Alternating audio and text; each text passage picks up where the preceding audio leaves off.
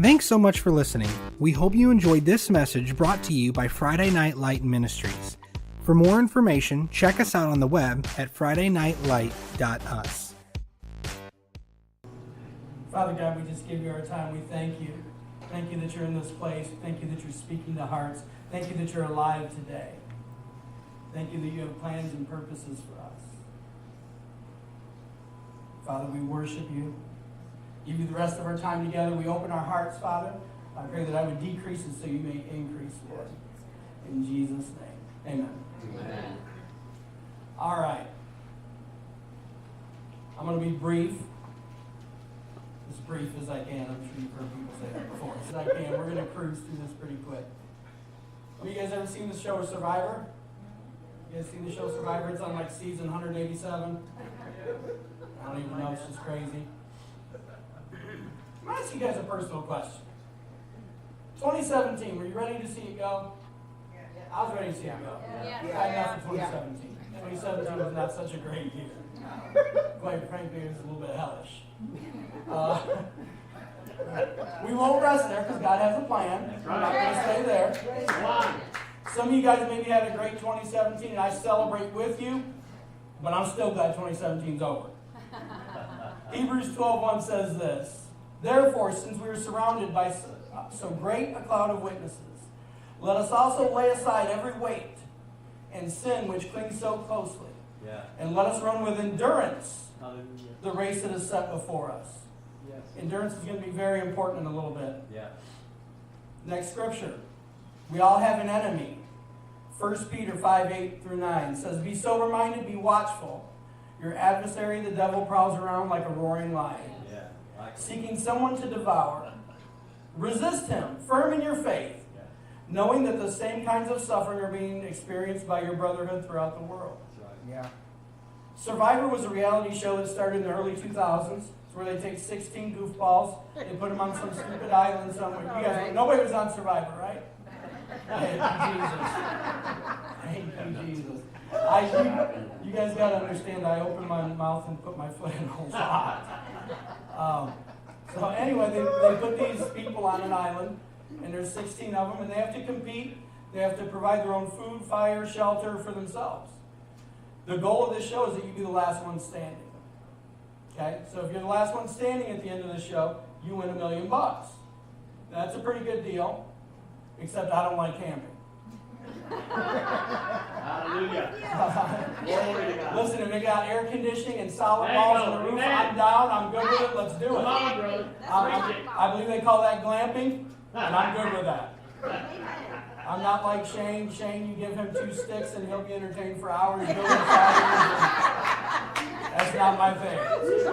I need a blowtorch, butane, I need something to start a fire, or a restaurant where I don't even need fire. Come on, preach. So,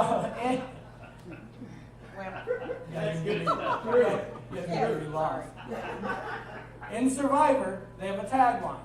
It's called Outwit, Outplay, and Outlast. See? Somebody's a fan. Did you? Awesome. Okay, good. Okay, so the first one is outwit. Outwit has everything to do with knowledge. And that simply means read what you need. If you're struggling with finances, maybe you don't need to read a ton of scriptures about healing at that point. Right.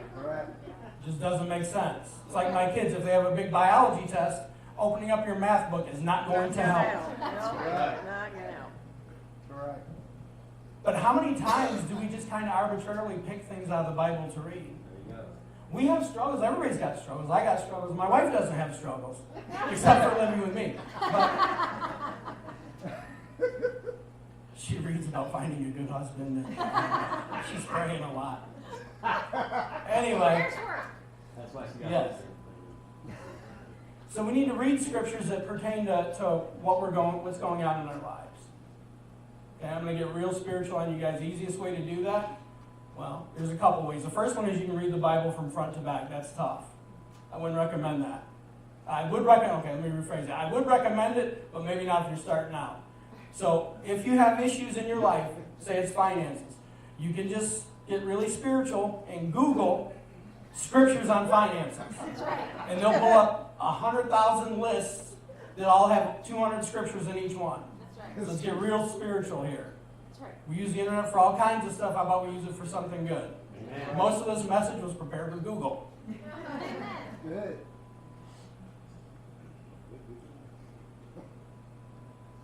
If you want your life to be transformed, if you have struggles, it's good to do a little research on the things that you're struggling with. I've been saved for several years, became very legalistic. We ran a student ministry. The church had probably about 40 people in it, and we built the student ministry up to around 35 kids, which is tough to do in a church of 40 adults. It's hard to do. It's a lot of work. But I became very legalistic. Okay, I wouldn't let, Ben's going to laugh, I wouldn't let my students date. I wouldn't let them listen to secular music. Wouldn't let them do a whole lot of things. I'm not saying that there's not some benefit to some of those rules, but I had a ministry that was based on rules, not relationships. So what happened was there was a kid that I was real good friends with. His name was Jake. Jake started dating this girl. There was trouble, and I told him it was trouble. And Jake dated this girl anyway. Jake made some real bad mistakes. So Jake disappeared off the face of the earth. I've been in ministry for a real long time, and this kid just kind of disappeared, and I'm going, it really made me start to think about who I was and why do I do what I do. Because that was a complete opposite effect that I wanted to have on students. This kid screwed up, and he didn't feel comfortable enough to come to me and say, man, I screwed up, dude, I should have listened. He just disappeared. Never saw him again. So it made me start to immerse myself in studying and focusing on God's immeasurable love. Because when God found me, I was a train wreck. Probably still am a train wreck, but I was a bigger train wreck. So I started to study about God's love. And the only way to have a true lasting change in your life is to study things about God and study the things that you need. Not the things that are appealing to your friends or people that you confide in. What are you going through? Find scriptures about that. Matthew 10:16 says this, behold, I am sending you out as sheep in the midst of wolves. So be wise as serpents and innocent as doves. That was the first point. First point was, you guys remember? Outwit. Very good. Second one, outplay. Outplay has everything to do with getting in the game. You have to play better than your opponent. In this show, you have to participate. They have different feats and things like that where they compete for immunity. So you run through obstacle courses, and if you win immunity, you cannot get voted off that week. Is that correct? Yes. It's been a while, but I've seen it. So it has everything to do with getting in the game. Play better than your opponent. Listen, Christianity is a participation sport. God wants you to participate. Sure. He doesn't want you just occupying a seat, Sure. occupying a pew. That's not what He created you for. No. He created you to do stuff. He created you to be stuff. And not just be the person holding down the end of the pew. Hebrews 13:16 says, do not neglect to do good and to share what you have, for such sacrifices are pleasing to God. I've been involved in full-time ministry for a couple of years, lay ministry for probably at least the last 15 years or so. So I feel like I've earned the right to say this, so if you're mad at me, just complain to Shane, because it's his problem. So I feel I've earned the right to say this. You've got to quit being a consumer Christian and start being a producer in God's kingdom. Good. God wants you productive. Good. Thank you, God. That's right. He wants you productive. Amen. How are you going to be productive? Here's a question. How are you going to be productive? It can be leading worship, playing music. It can be any of those things. But here's a question. I was thinking about this the other day as I was kind of mentally getting ready for this. It's awesome, I'll say, to be a speaker, to be a worship leader. That's really awesome. But that's me being one speaker. But what if I train people to do leadership? And now God can use several people, not just me. Good. My wife, she leads worship. What if her focus isn't on just being a worship leader? What if it's on training people to be worship leaders? Yeah. Good stuff. Good. Because now instead of one worship leader, God has 4 or 5 or 6. That's right. It's good. Amen. So what do you do? See, often in life, in society, in today's society especially, this was a quote from a leadership class I was in yesterday. In today's society, everybody's concerned, and this was a leadership class taught to leaders, everybody's concerned with getting their piece of the pie. And the quote that was made was, we shouldn't be concerned with getting our piece of the pie. We should be concerned with making a bigger pie. That's right. Good. It's good. That way everybody has part. Good. But in America, that's not real popular. I understand that. But in Christianity, what if that was popular? It'd be Well, awesome. It's really good. What if we were more concerned with making a bigger pie? Yeah. If you're a writer, maybe I can train some up-and-coming young writer. It's good. Maybe I can mentor somebody. Good. Listen, there's a whole world full of people out there who need help. Right. They need help, they need love, they need companionship, they need to know what to do. How can we make a bigger pie? This was a long time ago, really long time ago. This was like Road Youth days way back in the day. I was an usher at Road Youth, and I didn't know what I was doing. I'd been saved like 8 minutes, had no idea what I was doing. I'm pretty sure I believed in God at that point, but I couldn't even tell you for sure I was there. But they did altar calls at the end of the service, and there was this girl who raised her, there were a bunch of kids who raised their hand, and I was just kind of hanging out, and it was cool, and, you know, but I noticed this girl didn't get prayed for. And again, I couldn't have told this girl how to get saved, because I really didn't know. But I did the only thing I knew how to do. Altar call was over, and I went to somebody else who knew. I went to Bob Van Orman, and I said, Bob, that girl over there didn't get prayed for. He said, oh, okay, I'll go take care of that, thank you. You want to come with? Yeah, okay. So we went over and prayed for her. Went about my life, and there was I can't tell you there was anything miraculous about that in itself, other than the fact probably about 4 or 5 years later, I was working in a tool and die shop. And across the news, there was an announcement about a girl who had gotten in a car accident in the middle of winter. And she died. And it was that girl.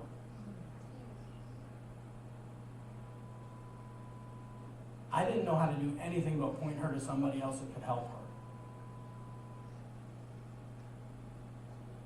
What can you do? It's true. True. It's good. What can you do? There are eternal implications for everything that we do that involves growing God's kingdom. That's right. What you do for God is eternal. That's right. It's eternal. So good. Heaven talks about some of the things that we do sometimes. That's powerful. The last one. I'm going to wrap up with this one, but this is quite frankly the longest part, so you guys aren't in the home stretch yet. Last one is outlast, which has everything to do with tenacity. Yeah. Great. To be the last one standing to make $1 million, you have to be tenacious. Yeah. Good. You have to be tenacious. I believe that way too many Christians give up way too soon. I think a lot of times we need to remind the enemy of his ending and also of ours. Yeah. Yes. That's right. Because if you scroll to the back of the book, we win. Amen. Yep. That's right. My belief is that Christians should be some of the most tenacious people the world has ever seen. Now I want to clarify something. Tenacious and long-suffering are not the same thing. I've known a lot of Christians who are long-suffering. Tenacious is not long-suffering. Tenacious implies that there's some angst or some aggression in what we're doing. Mm-hmm. Long-suffering means we deal with it. We talked at the beginning, just in the middle of worship, about the great exchange. I'd be remiss if I didn't share with you how to keep it off of you. Because sometimes you have to play offense. You can't play defense forever. That's right. Right. If you play defense forever, you will lose. Correct. That's right. Because you're not being tenacious. That's That's right. You're trying to get by. Right. We don't serve a God of getting by. That's right. We serve a God of overcoming. Amen. That's right. That's right. Good. In the book of Genesis, there's a man named Jacob. His name means deceiver and supplanter. And I'm going to paraphrase a whole bunch of stuff. So please don't go and say you said this wrong, you said this wrong. Yeah, you're probably right. Jacob stole his brother's birthright. It was a blessing. And now he was faced with meeting his brother again. Doesn't sound like a whole lot of fun. Jacob obviously was a little apprehensive about meeting his brother. So he sent a group ahead to see what his brother had going on. His brother had a whole bunch of people with him. It didn't look like it was going to go too well. But what God had done is he had set up a time for him and Jacob to meet. The Bible says that Jacob wrestled with God. And Jacob said, I won't let go until you bless me. That's pretty audacious. Yes, Yeah. He told God, I won't let go until you bless me. God asked Jacob what his name was. And Jacob said, it is indeed Jacob. Afterwards, after that statement of faith, God said, your name shall no longer be called Jacob, but Israel. For you have striven with God and with men and have prevailed. God put something in each one of us. There's a spirit inside us That's right. that wants to conquer, that wants to succeed in the things that God has for us. Yeah. You have something inside you. Even if you don't believe that you have something inside you, God planted something inside you that said, I'm not going to stand under this forever. That's right. But you have to stand. You have to start playing offense. You cannot play defense your entire life, or you will lose. That's True. right. Right. It's good. You will get ran into the ground. You'll be spitting up gravel for the rest of your life. But that's not God's plan for you. That's right. It's good. Good. Thank you. When you stand on God and His Word, He has the ability to completely change your identity. God Himself renamed the man Israel. Some translations say that it means contender or fighter. Do we have any fighters in here? Is Yes. anybody going to fight in here? That's right. Often, some of those phrases are said to mean prince or prevailer because of the rest of what God said in that passage. Some people choose to focus on the words of Esau against Jacob that associates him with supplanter or deceiver. But that isn't the rest of the story. Right. That's the first part of the story. God's always got another part of the story. Amen. You might be spitting up gravel today, Yeah. but God's got another part of the story. The rest of the story is that you're victorious. Amen. Amen. So what is the story that we see? It's a story of a child of destiny who started life by taking hold of his brother's heel to steal a birthright, and who gained the blessing of God by grabbing onto God and not letting go. He was after a little blessing. But God took possibly a bad characteristic or bad trait in his life and turned it for his good. Amen. Because he wrestled with God and said, I'm not letting go. Yes. That's right. I'm not letting go. And the blessing that he got from God was way better than the blessing he got from his brother's birthright. Amen. God can call the unclean clean. He can call the sick healed. He can call the brokenhearted joyful. But we have to do our part. It's good. We have to stand. Sometimes we got to fight. That's right. We have to be tenacious. Yes. Because if you're not tenacious, you're going to lose. Our part is to believe and trust and hope. As Christians, we have a secret sauce. Do any of you guys watch the Food Channel? Oh, yeah. Yeah. You guys see the big guy watches the Food Channel. I'm sorry, I just do. Anytime you watch like drive-ins, diners, and dives, or any of these shows, they'll have a secret recipe. And they always start by saying, oh, you put in salt, paprika, blah, blah, blah. And then they pull down usually a brown paper bag of some spices and some other spices as they dump them in. That's their secret sauce. Our secret sauce is hope Hope is the antidote to discouragement. It's the very foundation of our faith. It's what everything's built on. Right. Without hope, you don't even have Jesus. Right. So we might as well have some hope in our future. Amen. That God has the best for us. Because we sang about a good, good Father. Right. I need 2 volunteers to come up here real quick. Shane Mark. Here we go. You were volunteered. And You were volunteered. it's the shortest guys in the room, too. This is not going to work well. This is awesome. All right. We don't have a lot to choose from there. Come over here, guys. One on one side, one on the other. Yeah. You're not supposed to be able to see me. Here's a question for you guys. No, you're good. Let me ask you something. What if your promised land is just outside your present circumstances? See, oftentimes we look at life from behind the veil of our present circumstances, not through the lens of faith and hope. See, your present circumstances look pretty encompassing when I'm behind it. But if you turn it this way, walk with me, Shane. Am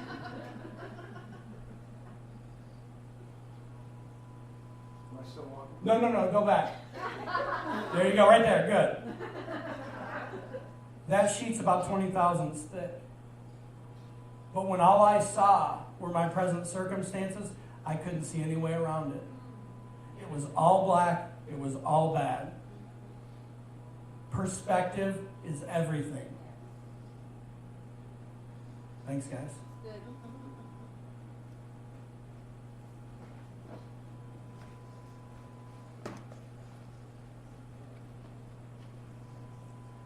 Second Corinthians, we're in the home stretch now, you guys.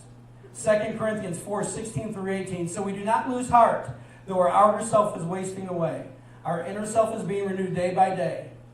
For this light and momentary affliction is preparing for us an eternal weight of glory beyond all comparison. So good. As we look to the things that are seen, as we look not to the things that are seen, but to the things that are unseen.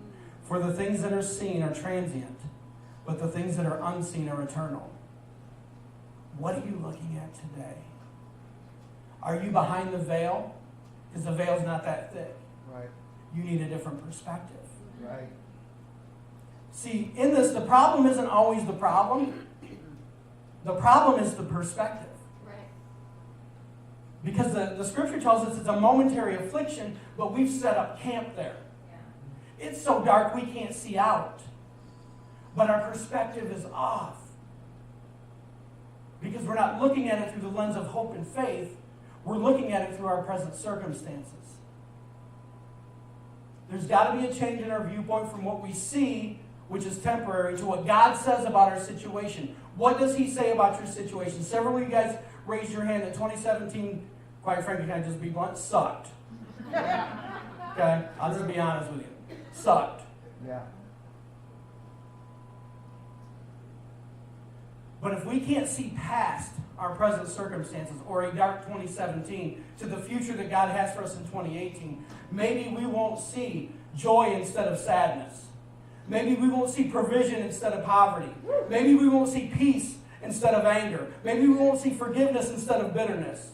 Or love instead of hatred. Or health instead of sickness. Good. See, God bought and paid for everything for us to have these things. That's right. Joy, peace, health, provision. He paid for those things. That's why He died at the cross for us. Because He knew we couldn't pay it. He paid a debt that we had no way of paying. Yes. It's good. That is the hope that we have. Yes. So good. That is the hope that we have. So what are you going to trade? What did you settle for? Let me ask you this. What did you settle for in 2017? Did you settle for less than God's best? Because I did. Yeah. Did anybody else? Please, I feel really alone and a little scared. I'm thinking God's going to smite me down or something. What did you settle for in 2017 that you're not going to stand for in 2018? There's a term out there, it's called squatters' rights. Squatters' rights is when you just like abscond somebody's place and you're just living in it and you done lived in it so long that it's yours.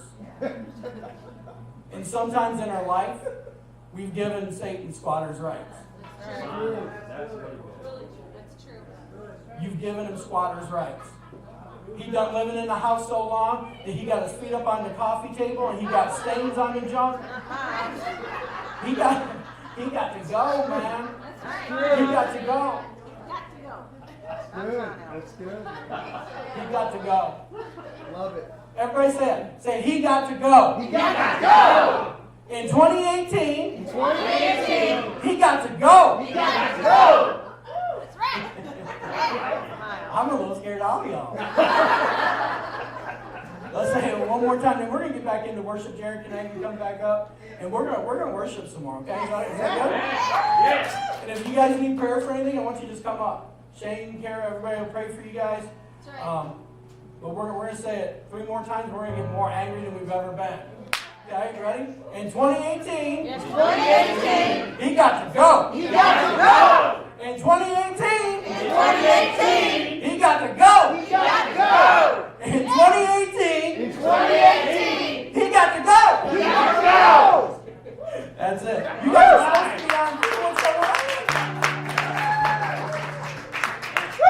God, you're good. We love you, God. Jesus is good. We love All you. the time. Yeah. Yeah. If you enjoyed this message today, be sure to like and subscribe. For more messages or to get plugged in, visit FridayNightLight.us.